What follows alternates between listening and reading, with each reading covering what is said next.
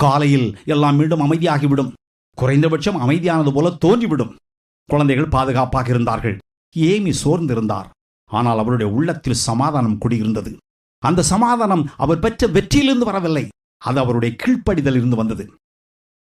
அந்த இரவுகளில் சட்டம் தோற்றது என்று யாரும் எழுதவில்லை.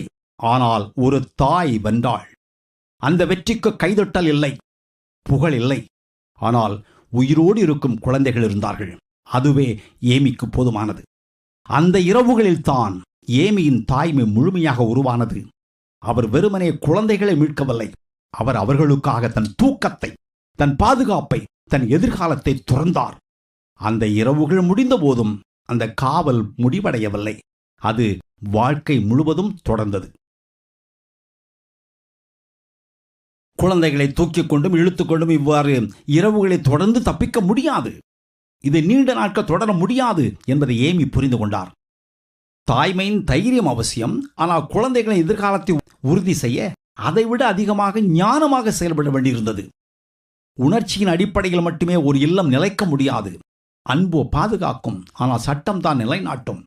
இந்த உண்மையை ஏமி மெதுவாகவும் தெளிவாக உணர்ந்தார்.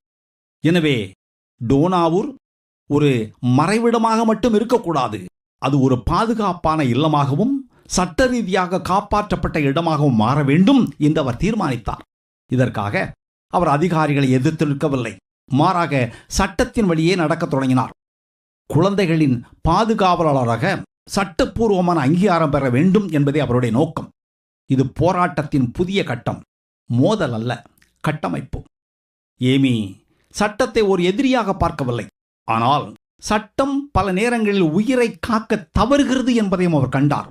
ஆகவே சட்டத்தின் உள்ளே நுழைந்து குழந்தைகளின் நலனுக்காக அதை செயல்படுத்த வேண்டிய பொறுப்பு அவர் மேல் விழுந்தது. சட்ட ஆலோசனைகளை பெற்று உரிய ஆவணங்கள் தயாரித்து பாதுகாவலர் உரிமை, பாதுகாப்பு, பொறுப்பு ஆகியவைகளை உள்ளடக்கி பத்திரங்களை பதிவு செய்தார். டோனாவூர் மெதுவாக ஒரு இல்லமாக வடிவெடுக்க தொடங்கியது. அது ஒரு மிஷன் அல்ல, ஒரு கட்டிடம் அல்ல, அது ஒரு தாயின் உள்ளத்தில் பிறந்த இல்லம்.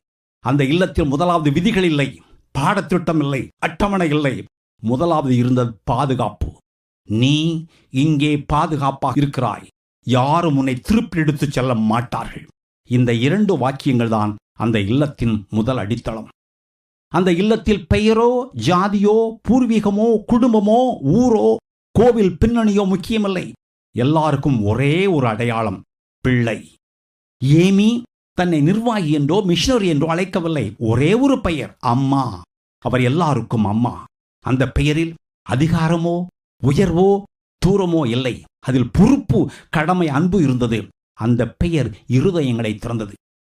அந்த இல்லத்தில் குழந்தைகளுக்கு சோறு, கஞ்சி என எளிய உணவு கிடைத்தது. சில நேரங்களில் பற்றாக்குறை ஏற்பட்டது, ஆனால் ஒன்று உறுதி, அங்கே பயமில்லை, பாதுகாப்பு உண்டு. அந்த வீட்டில் குழந்தைகள் நிம்மதியாக தூங்கினார்கள். அவர்கள் மறைக்கப்படவில்லை, காக்கப்பட்டார்கள். தாய்மை அவரை மென்மையாக்கவில்லை, அது அவரை தெளிவாக்கியது.